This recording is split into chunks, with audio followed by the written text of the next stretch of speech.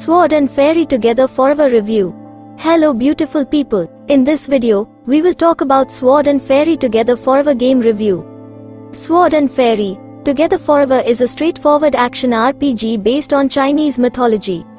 It's the latest installment in Taiwan-based developer Softstar's long-running Sword and Fairy series, and in terms of presentation and overall tone, there's a lot to like about the game.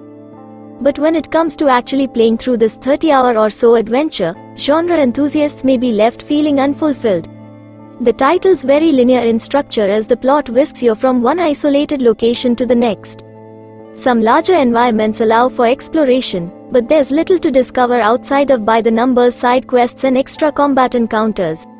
And this is a bit of a problem, because you'll spend most of your time in Together Forever either watching cutscenes or listening to lengthy conversations between characters.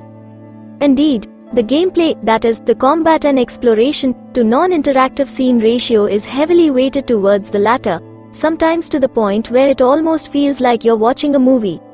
As with Final Fantasy games, this is a standalone story rather than continuing on from the previous game. There are multiple characters, but your primary protagonists are Yu Qingshu, one of the last remaining members of the Mingxu sect in Zhuwu, a deity who has lost a divine sword and so must remain in the human world. The two unwillingly form a symbiotic bond, so must remain together throughout their adventure as they discover new allies and hidden enemies. By the way, we are gathering gamers and gaming lovers like you in our YouTube channel RAYAROZEN, so it would be nice if you join our gaming community by subscribing our YouTube channel. We upload a cool game stuff like gaming reviews, different gameplays, top 10 games compilations etc.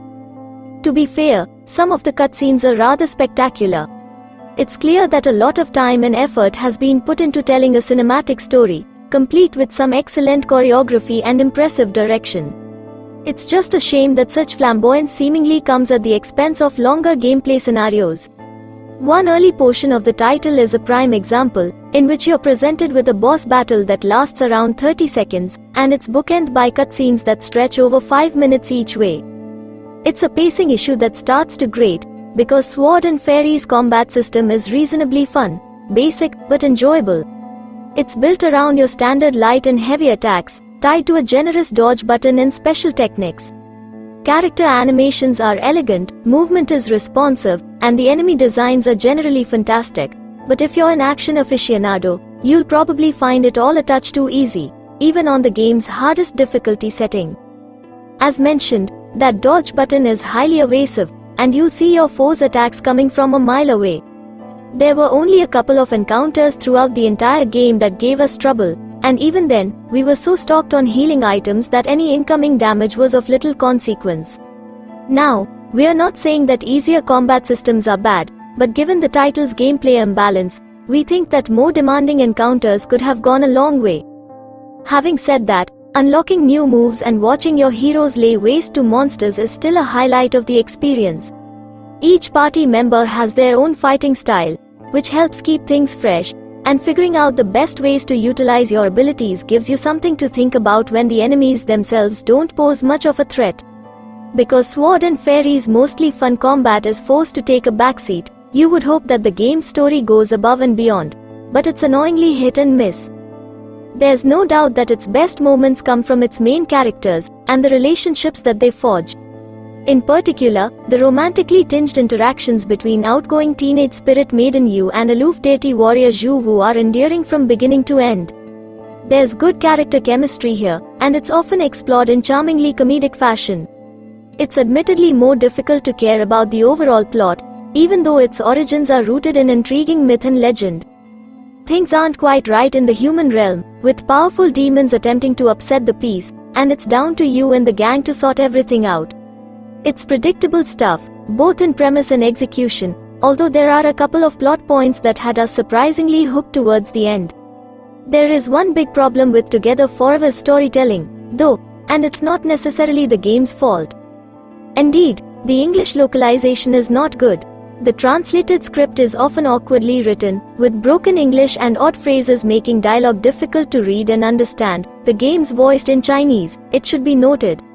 Even menu text can be poorly put together, creating a strange scenario where you're reading English, but the meaning doesn't really register. To be clear, Much of the script is serviceable, but such a text-heavy title, complete with likable characters, deserves a lot better than this.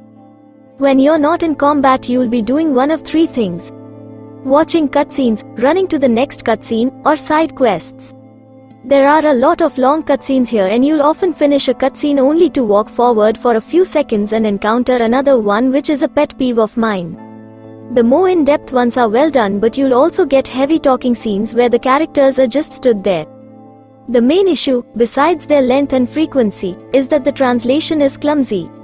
All the voiceovers are in Chinese, so you'll need to do a lot of reading, but the text is far from natural and requires some work from you to follow. You'll get the gist of the story, but certain details may be lost in the confusion. When you are out of cutscenes, you'll be running around a map is set zones, where the next objective or optional tasks are clearly marked. Subquests generally have you walking to another NPC, possibly in another area, and simply talking to them. You'll sometimes get asked a question or two, but this is rare. Otherwise, you'll be tasked with defeating a monster or group thereof. Pretty straightforward stuff, but they don't stick around long enough to annoy. You can craft or upgrade weapons in towns, or sometimes you'll find them whilst out adventuring, but otherwise it's just a matter of hitting your next objective.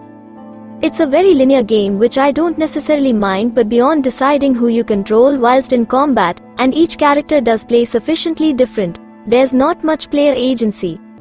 There is the odd mini-game, either to progress or as a side activity, which are okay.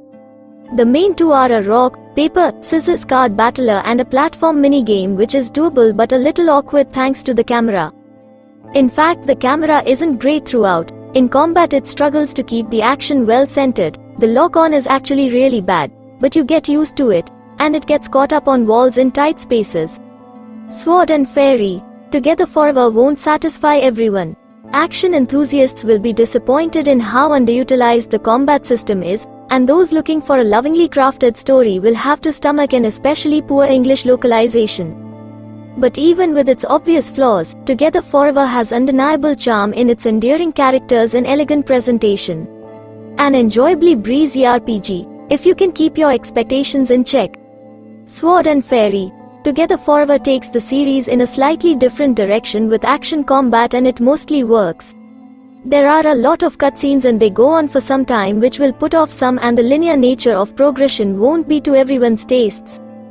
As with the last game, it's still enjoyable, but unlike the last game, this one runs really well with just the odd issue now and then. I'd like to see tighter translations from future titles, as it does present a barrier to really getting immersed in the characters and story, though not an insurmountable one. So, that's it for this video. Hope you enjoyed it. If you do like our video, make sure to like, subscribe and hit the bell icon so you never miss an update.